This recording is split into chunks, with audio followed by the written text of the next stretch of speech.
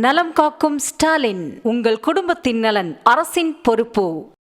50 ஆண்டுகளுக்கு மேலாக நடைமுறையில் இருந்து வரும் பதிவு தபால் சேவையை நிறுத்த உள்ளதாக அஞ்சல் துறை அறிவித்துள்ளது. வரும் செப்டம்பர் 1ஆம் தேதி முதல் பதிவு தபால் சேவையை விரைவு தபால் சேவையுடன் இணைக்கவும் முடிவு செய்துள்ளது.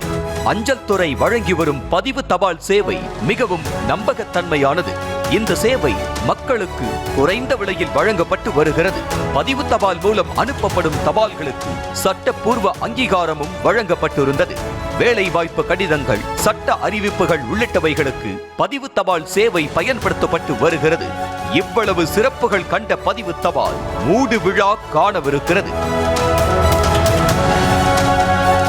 2011-2012 ஆண்டு 244.4 மில்லியன் கடிதங்கள் பதிவு தபால் மூலம் அனுப்பப்பட்டன. அதுவே 2019-20 ஆண்டு சுமார் 25% அளவு குறைந்து அந்த எண்ணிக்கை 184.6 மில்லியன் ஆனது. தொழில்நுட்பத்தின் அபரிவிதமான வளர்ச்சியால் மின்னஞ்சல் போன்ற டிஜிட்டலில் கடித பரிமாற்றங்கள் அதிகரித்தன. பல தனியார் மற்றும் பன்னாட்டு நிறுவனங்கள் டிஜிட்டல் முறையிலேயே தங்கள் கடித பரிமாற்றங்களை மேற்கொண்டு வருகின்றன. பதிவு தபால் சேவையை இன்றளவும் பயன்படுத்தி வரும் மத்திய மாநில அரசு துறைகள், நீதிமன்றங்கள், கல்வி நிறுவனங்கள் உள்ளிட்டவைகள் இனி விரைவு தபால் சேவைகளை பயன்படுத்துமாறும் அறிவுறுத்தப்பட்டிருக்கின்றது. பதிவு தபால் சேவையை விட விரைவு தபால் சேவைக்கு அதிக கட்டணம் வசூலிக்கப்பட்டு வருகிறது. பதிவு தபால் சேவைக்கு குறைந்தபட்ச கட்டணமாக 26 ரூபாய் வசூலிக்கப்பட்டு வருகிறது. ஆனால் விரைவு தபால் சேவைக்கு குறைந்தபட்ச கட்டணம் 41 ரூபாய்.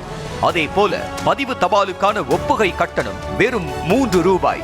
விரைவு தபால் சேவைக்கு 10 ரூபாய். பதிவு தபால் சேவை சம்பந்தப்பட்ட நபருக்கே சென்றடையும். விரைவு தபால் சேவை கடிதத்தில் குறிப்பிடப்பட்டுள்ள முகவரிக்கு செல்லும். பதிவு தபாலில் எடை கூடினால் மட்டுமே கூடுதல் கட்டணம் வசூலிக்கப்படும். ஆனால் விரைவு தபாலில் எடை கூடினாலும் தூரம் கூடினாலும் கூடுதல் கட்டணம் வசூலிக்கப்படுகிறது. இப்படி குறைவான கட்டணத்தில் வழங்கப்பட்டு வந்த பதிவு தபால் சேவை அதிக கட்டணம் வசூலிக்கப்படும் விரைவு தபால் சேவையுடன் இணைக்கப்படுகிறது. அஞ்சல் துறையின் பதிவு தபால், விரைவு தபால் சேவைகளுக்கு போட்டியாக பல்வேறு தனியார் கொரியர் நிறுவனங்கள் ஏற்கனவே களத்தில் இருக்கின்றன. குறைந்த விலையில் தபால் சேவை வழங்கப்பட்டு வரும் பதிவு தபாலை நிறுத்துவதன் மூலம் தனியார் கொரியர் நிறுவனங்களை நோக்கி மக்கள் தள்ளப்படுவார்கள் எனவும் தனியார் நிறுவனங்கள் பயனடையவே பாஜக அரசு இப்படி ஒரு முடிவை எடுத்திருப்பதாகவும் எதிர்க்கட்சிகள் குற்றம் சாட்டியிருக்கின்றன.